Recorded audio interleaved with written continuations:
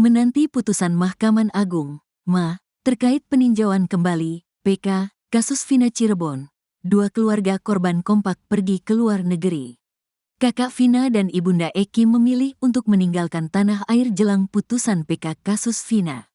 Ibunya Eki, Leni ternyata saat ini sedang berada di Singapura. Sementara kakak Vina, Marliana kini sedang ada di Tanah Suci untuk menjalankan ibadah umroh.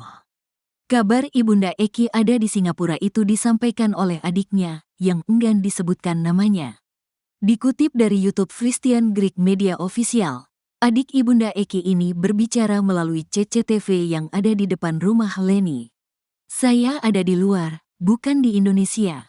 Ini rumahnya ada CCTV-nya Mbak, kelihatan dari sini saya rekam loh, kata seorang wanita dari CCTV. Ini mamahnya Eki ya, tanya Christian Greek. Yang kamu cari itu adalah kakak saya, ibunya Eki, kata wanita itu lagi. Ia pun menolak memberitahu soal Ibunda Eki, dan mempersilakan untuk bertanya kepada Ibtu Rudian saja. Silakan ada apa-apa tanyakan ke bapaknya Eki ya. Mbah ya, kata dia lagi. Adik dari Ibunda Eki itu mengatakan kalau dirinya sedang liburan bersama keluarganya.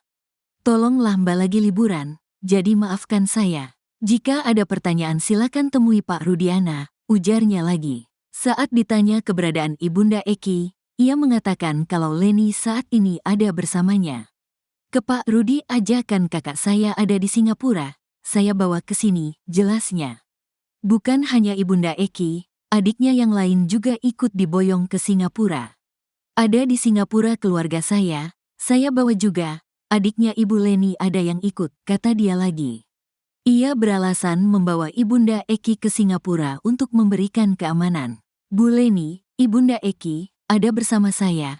Udah beberapa pekan ini untuk diamankan, jelasnya. Tolong tinggalkan rumah Ibu Leni, mohon maaf gak ada pertanyaan. Ke bapaknya Eki aja, tutup wanita itu. Sama seperti Ibunda Eki yang memilih liburan ke Singapura untuk mengamankan diri, kakak Vina juga berwisata religi ke Makkah dan Madinah. Marliana mengaku saat ini sedang pergi ibadah umroh, sehingga ia meminta wartawan untuk tidak mewawancari keluarganya yang ada di tanah air. Kebetulan saya di sini sedang menjalankan ibadah umroh, di sini sekitar 12 hari, baru berangkat, katanya dikutip dari Nusantara TV. Marliana pun mengaku pergi umroh untuk menenangkan diri. Sekarang saya lagi pendekatan diri dulu sama Allah, karena saya capek, saya lelah. Setiap kemanapun, mereka lihat saya sinis.